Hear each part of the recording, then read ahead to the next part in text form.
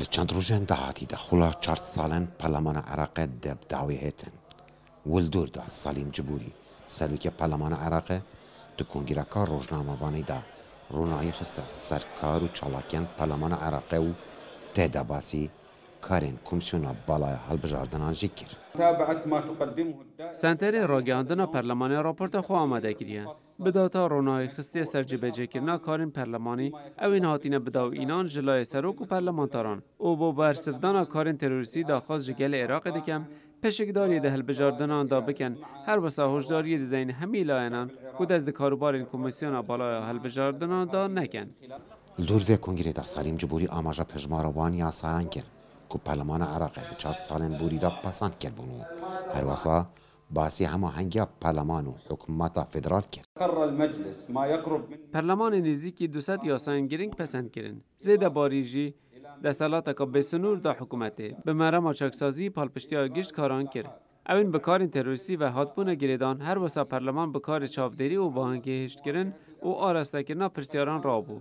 که اف کاره چجاران رو ندابون او مافی بر پرسیارتی او دست وکشان بجارا ایکی بکارینا بو برنگار بون عمل ملانه انتایفی ده پارلمانی دا.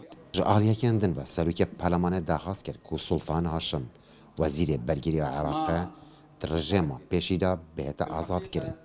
هناك مسألة أخرى مهمة. تبین یکا گرین که او گریدای به مالبات بر سلطان هاشم وزیر برگیریا پیشی او هر وسا بخوجی گریدای. جبر کو باروی تندرستی جیگرنینه. چندین کسایتین نافدار جموسل او عشیرت جواز عراق داخواست جلاین پیوندار دکن کول بردون که تایبت بو در بخن.